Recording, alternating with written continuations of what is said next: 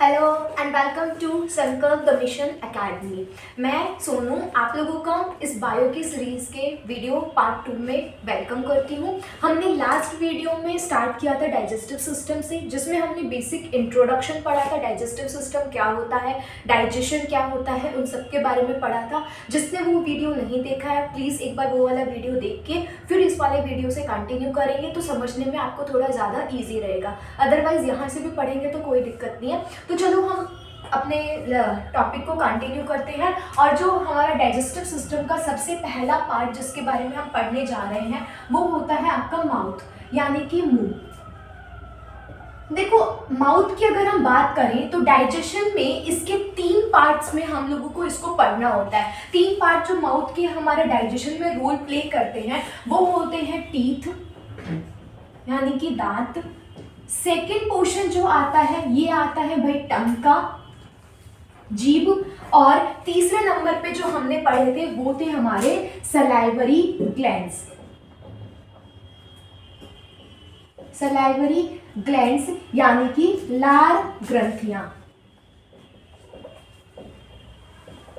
सबसे पहले हम लोग इसी वाले पोर्शन से स्टार्ट करते हैं सलाइवरी ग्लैंड्स के बारे में। तो सलाइवरी ग्लैंड से सबसे बेसिक क्वेश्चन जो आता है कि आखिर कितनी सलाइवरी ग्लैंड्स माउथ में प्रेजेंट होती हैं। तो सलाइवरी ग्लैंड हमारी होती है 3 पेयर्स, यानी कि 3 जोड़ी। नंबर में बोले तो 6 सलाइवरी ग्लैंड्स। एक क्वेश्चन एग्जाम में आया हुआ था, which of the following statement regarding salivary gland is correct. इनमें से लार ग्रंथियों के रिगार्डिंग या कथन में कौन सा कथन सत्य है, जिसमें एक ऑप्शन था कि salivary glands are 6 pair, there are 6 pair salivary glands. तो वो क्वेश्चन आपका हो जाता है गलत, क्योंकि 6 नंबर में होती है और होती कितनी है, 3 जोड़ी। कौन कौन सी होती है इनके बारे में बात करें तो पहली सलाइवरी ग्लैंड है आपकी पैरोटिड ग्लैंड, ये पहली जोड़ी है आपकी। दूसरी जोड़ी जो होती है ये होती है सबलिंगुअल ग्लैंड। और तीसरी सलाइवरी ग्लैंड है submandibular. 3 salivary gland, parotid, sublingual और सबमैंडिबुलर। इनकी अगर मैं लोकेशन की बात करूं तो पैरोटिड ग्लैंड आपके दोनों कानों के नीचे इस जगह पे, लास्ट जो आपका जॉ होता है उसके पीछे में, यहाँ दोनों साइडों में पाई जाती है। सबमैंडिबुलर की बात करें तो ये जो नीचे की हमारी बोन होती है, नीचे का जबड़ा, इसकी जो हड्डी है इसको बोला जाता है मैंडिबल बोन। तो इस मैंडिबल बोन के नीचे दोनों साइडों में, एक इस तरफ में एक इस तरफ, यहाँ पाई जाती है आपकी सबमैंडिबुलर। और सबलिंगुअल की बात करें तो आपकी जीभ के नीचे एक इस तरफ में और एक इस तरफ में पाई जाती है सबलिंगुअल ग्लैंड। इनके रिगार्डिंग एग्जाम में क्या पूछा जाता है, तो इन तीनों सलाइवरी ग्लैंड्स के साइज की अगर हम बात करें तो इसके साइज में सबसे बड़ी सलाइवरी ग्लैंड जो होती है वो होती है आपकी पैरोटिड। रियल में देखो, हमने ग्रंथियों में जो पढ़ा था, माउथ में अलग थी, स्टमक में अलग थी, फिर छोटी आंत में अलग ग्रंथियां थी। तो इन सब में सबसे बड़ी पूछे तो वो होती है लिवर, यानी कि यकृत। सबसे बड़ी gland, largest gland of human body, हम मानव शरीर की सबसे बड़ी ग्रंथि जो होती है, ग्लैंड होती है, वो क्या होती है, लिवर, यकृत। पर सलाइवरी ग्लैंड्स में से सबसे बड़ी पूछे, इन 3 में से पूछे तो वो है parotid. It is largest salivary gland, सबसे बड़ी सलाइवरी ग्लैंड, लार ग्रंथि ये होती है। सबलिंगुअल के बारे में खास बात ये है कि ये इन तीनों में से सबसे छोटी है। It is smallest salivary gland, सबसे छोटी लार ग्रंथि। अब सबमैंडिबुलर की क्या खास बात है, इसकी खास बात ये होती है कि ये तीनों मिलकर क्या बनाती है, तीनों ही सलाइवा बनाती है। ये भी सलाइवा, ये भी सलाइवा, ये भी सलाइवा, यानी कि लार बनाने का इनका काम होता है। पर जितना भी लार बनता है तीनों से मिलाकर उसका 70% कौन बनाती है, सबमैंडिबुलर। तो ये इसकी खास बात है कि ये मैक्सिमम सलाइवा बनाने का इसका काम होता है। सबसे ज्यादा लार, यानी कि मैक्सिमम सलाइवा, सबसे ज्यादा लार बनाने का इसका काम है। तीनों का काम क्या है, तीनों की तीनों मिलकर क्या करती हैं भाई, सलाइवा बनाती हैं, यानी कि लार बनाने का इनका काम होता है। और लार का काम क्या होता है, डाइजेशन में मदद करना, पाचन में मदद करना। किस तरीके से वो हम अभी देखेंगे। नेक्स्ट बात करें टंग की, तो टंग क्या है, टंग आपका एक सेंस ऑर्गन है, यानी कि यह एक प्रकार का हमारा संवेदी अंग है। क्या सेंस कर पाता है? ये संवेदना करता है, सेंस करता है किसको? टेस्ट, यानी कि स्वाद को महसूस करने का इसका काम होता है, स्वाद। क्यों, कैसे? क्योंकि हमारी टंग के ऊपर में होती हैं भाई टेस्ट बड्स, स्वाद की कनिकाएं होती हैं जो कि टेस्ट को फील करने में हमें मदद करती है। तो ये 5 सेंस ऑर्गन्स में से एक सेंस ऑर्गन है, यानी कि एक संवेदी अंग है। किस तरीके का स्वाद कौन से हिस्से में हमारी जीभ के महसूस किया जाता है उसके बारे में बात करें तो जीभ का जो शेप होती है कुछ इस प्रकार की होती है। लास्ट वाले ये जो टिप वाला पोर्शन होता है ये फील करता है, टेस्ट करता है आपका स्वीट, मीठा। पीछे यहाँ पे इस जगह की बात करें तो यहाँ फील होता है हमें टेस्ट, टेस्ट जो महसूस होता है वो है सॉल्ट एंड स्पाइस, नमक और मिर्च का अनुभव आपको यहाँ से होगा। इसके और पीछे की बात करें, इस जगह की बात करें तो इस जगह से पता चलता है हमें खट्टा यानी कि सार, और इस जगह में लास्ट में बेसिकली ये सेकेंड लास्ट पोर्शन होता है, यहाँ हमें पता चलता है बिटर यानी कि कड़वे का। और एकदम लास्ट में हमारे इंडियन देसी खानों का जो तड़का लगता है जो कि होता है प्याज, लहसुन और अदरक, इन तीनों का टेस्ट जो है ये हमें जीभ के हमारे आखिरी हिस्से में पता चलता है। ये तो हो गई जीभ के स्ट्रक्चर की बात। जीभ के अगर मैं काम की बात करूं, जीभ का काम क्या होता है, ये तो स्ट्रक्चर की बात होगी, टेस्ट बताना ये तो ठीक है, पर जीभ का जो रियल काम होता है डाइजेशन में वो ये होता है कि जीभ जो है वो आपके डाइजेस्टेड खाने को, पचे हुए खाने को नीचे ईसोफेगस यानी कि फूड पाइप में धक्का देने का काम करती है, ये इसका पहला फंक्शन। दूसरा फंक्शन क्या होता है, जीभ सलाइवा को, लार को खाने के साथ ऐसे रोल कर करके मिक्स करवाने में मदद करती है ताकि एंजाइम्स खाने के साथ अच्छे से मिक्स हो और उनकी जो रिएक्शन है डाइजेशन की वो अच्छे से हो और डाइजेशन कंप्लीट हो जाए। अब टीथ की अगर हम बात करते हैं तो ह्यूमंस के टीथ की क्या खास बात होती है, तो मानव के शरीर की खास बात ये है कि हमारे जो शरीर है, जो शरीर में जो दांत है वो जीवन में 2 बार आते हैं, यानी कि ये क्या है, अकर्स ट्वाइस इन लाइफ, जीवन में 2 बार आने के कारण हमारे दांतों को क्या कहा जाता है, डाइफायोडोंट। डाइफायोडोंट मतलब डाई मीन्स 2, आना, डोंट मतलब दांतों से रिलेटेड होता है, दांतों की स्टडी को, स्टडी ऑफ टीथ, मेडिकल की वो ब्रांच जिसमें हम सिर्फ दांतों के बारे में पढ़ते हैं उसकी स्टडी को कहा जाता है odontology. Study of teeth is known as odontology. अब बात करें दांत आखिर कब कब कैसे क्या होते हैं, दांतों के बारे में और थोड़ी और बातें करते हैं। तो हमारे जो दांत है वो 2 बार आते हैं। पहले तो आते हैं मिल्क टीथ यानी कि दूध के दांत, मिल्क टीथ जिसको हम टेम्पररी टीथ के नाम से भी जानते हैं। टेम्पररी टीथ यानी कि अस्थायी दांत।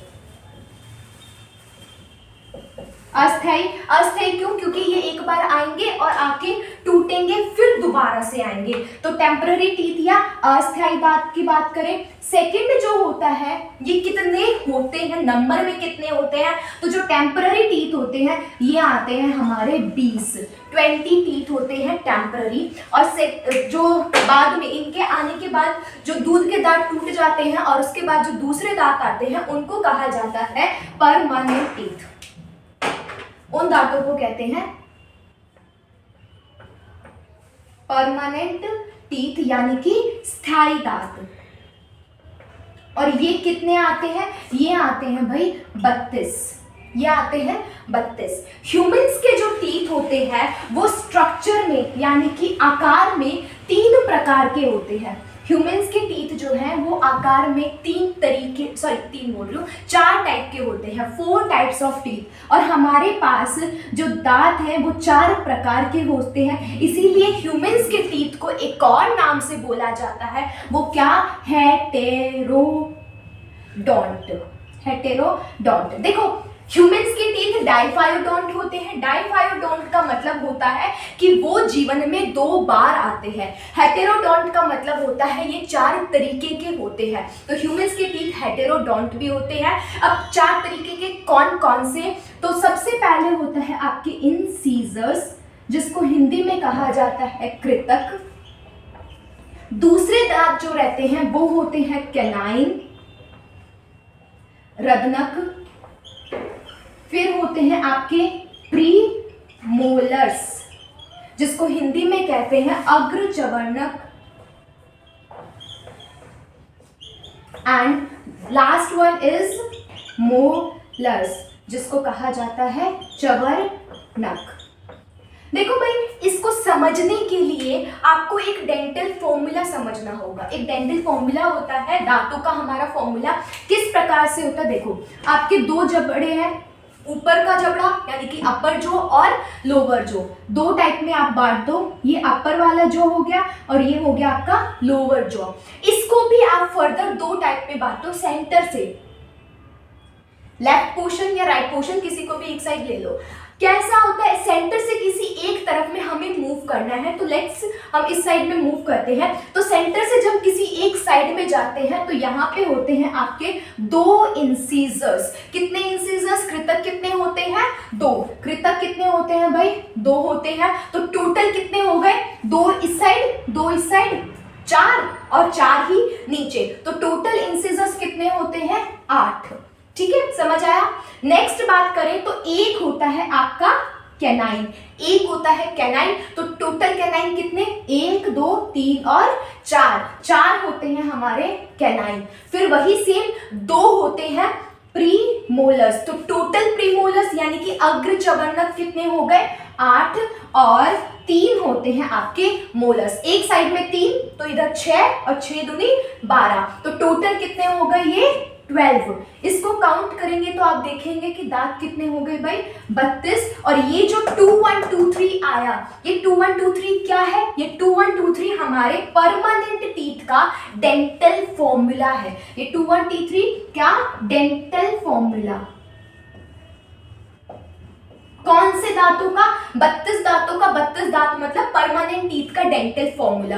अब वहीं पे हम छोटे बच्चे जब थे, छोटे थे या छोटे बच्चों के डेंटल फॉर्मूला क्या होता है, तो ये होता है भाई 2102।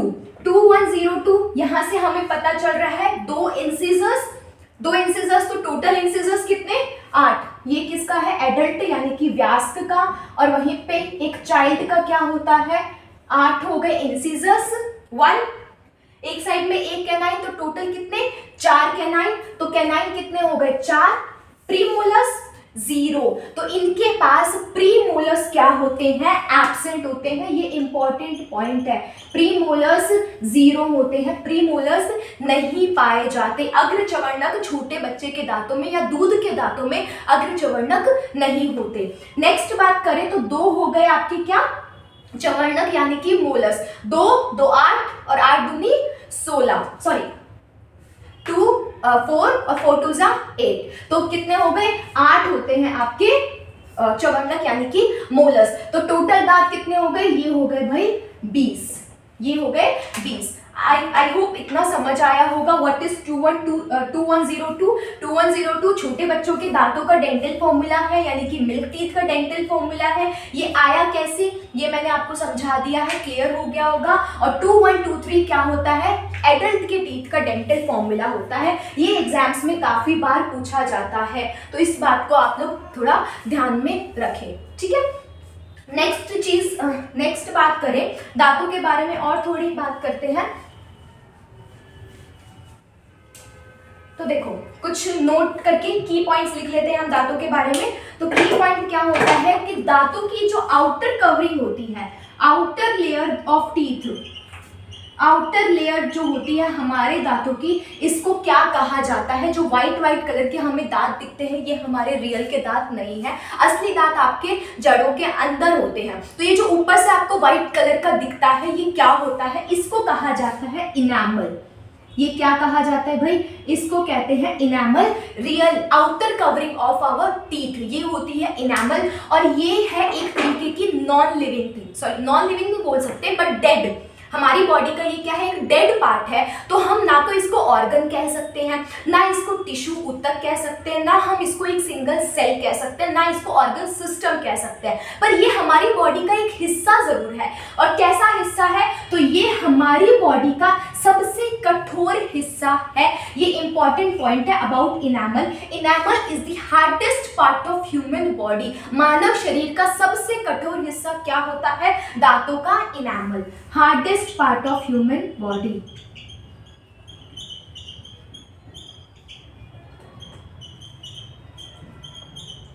मानव शरीर का सबसे कठोर हिस्सा होता है हमारे दांतों का इनैमल। और ये इनैमल किसका बना होता है, calcium carbonate, calcium phosphate. Next चीज हम बात करें इसकी, तो जब अभी आपके दांतों में क्या हो जाता है, सड़ जाते हैं ड्यू टू सम रीजंस, जो हमारे कैविटीज वगैरह से दांत जो खराब हो जाते हैं, तो उसमें आपने देखा होगा या किसी का दांत टूट जाता है, जो मतलब परमानेंट टीथ है, एक बार टूट जाता है तो वो दोबारा फिर आता नहीं है। तो जो परमानेंट टीथ आपका एक बार टूट जाए तो हम जो आर्टिफिशियल फिलिंग करवाते हैं वो किस चीज़ की होती है, तो फिलिंग जो होती है उसको कहा जाता है, फिलिंग जो करवाई जाती है दांतों की, उस ट्रीटमेंट को कहा जाता है RCT। उस ट्रीटमेंट का नाम होता है RCT। फुल फॉर्म होती है इसकी रूट कैनाल ट्रीटमेंट। RCT को फुल फॉर्म जो होती है ये होती है रूट कैनाल ट्रीटमेंट। और इस रूट कैनाल ट्रीटमेंट में फिलिंग किस चीज की जाती है, तो भाई इसमें फिलिंग की जाती है अमलगम, अमलगम की फिलिंग की जाती है। And what is amalgam, amalgam कुछ ऐसी चीज को कहा जाता है जिसमें क्या रहे, मर्क्यूरी रहे, यानी कि मतलब एक पार्ट इसमें मर्क्यूरी रहे, मर्क्यूरी के अलावा इसमें कैल्शियम भी होता है और भी कई सारी चीजें होती है। मर्क्यूरी यानी कि पारा, तो ऐसी कोई भी चीज जिसका थोड़ा सा हिस्सा या जिसमें मर्क्यूरी हो उसको कहते हैं अमलगम। तो जब दांतों की ये जो फिलिंग कराई जाती है, ये किसकी कराई जाती है, इसमें कराई जाती है फिलिंग अमलगम की। तो ये सारे पॉइंट्स थे आपके टीथ, टंग और सलाइवरी ग्लैंड्स के रिगार्डिंग।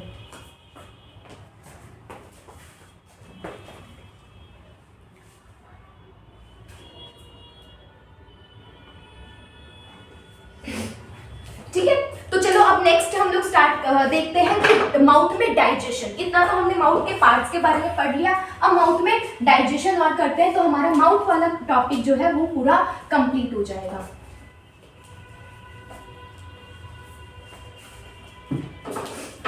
अब बात करेंगे डाइजेशन इन माउथ, मुंह में पाचन की।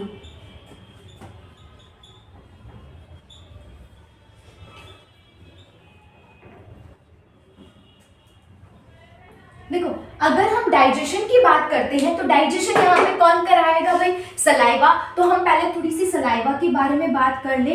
तो सलाइवा एक क्या है, जूस है, यानी कि लिक्विड है जो हमारे माउथ में सलाइवरी ग्लैंड्स बनाते हैं और माउथ में निकालते हैं। इस सलाइवा के पीएच की बात करें, पीएच कितना होता है, तो इसका पीएच रहता है लगभग 6.8 से लेके 7.4 तक। 6.8 से लेकर 7.4, मोस्टली आपको 6.8 ही देखने को मिलेगा, पर 6.8 से लेकर 7.4 तक इसका पीएच होता है।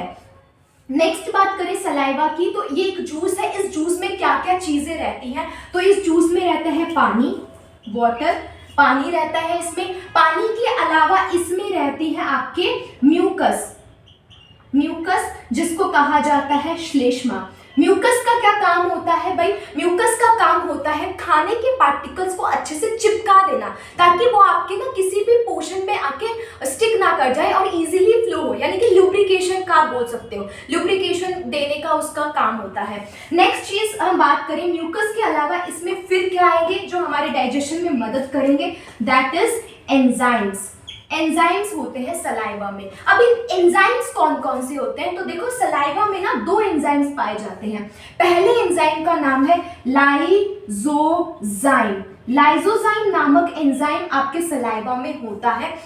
और अब इस लाइजोजाइम एंजाइम की बात करें तो ये सलाइवा के अलावा सिर्फ एक और लिक्विड में पाया जाता है जो होते हैं आपके आंसू, यानी कि टीयर्स। लाइजोजाइम 2 जगह होता है, एक आपके सलाइवा में होता है और एक किस में होता है, आंसुओं में यानी कि टीयर्स में होता है। इसका काम क्या होता है, इसका काम है गलती से अगर आपने खाने के साथ में, गलती से क्या मतलब खा ही लेते हैं, हमें तो पता नहीं होता, छोटे छोटे माइक्रो ऑर्गेनिजम्स होते हैं, तो जो हम खाने के साथ में कुछ माइक्रो ऑर्गेनिजम्स को खा लेते हैं, माइक्रो ऑर्गेनिजम्स यानी कि सूक्ष्म जीवी जो हमारी बॉडी में बीमारियां कर सकते हैं, बैक्टीरिया हो सकता है, वायरस हो सकता है, या कोई भी गंदी चीज, डस्ट वगैरह कुछ भी हो सकता है, तो वो अगर हम खाने के साथ खा लेते हैं तो उसको वहीं पे किल करने का यानी कि मारने का काम करता है। तो ये क्या करते हैं, दे किल्स माइक्रो ऑर्गेनिजम्स यानी कि सूक्ष्म जीवियों को मारने का ये काम करते हैं। सेकेंड एंजाइम जो होती है, दूसरी एंजाइम, इसका नाम है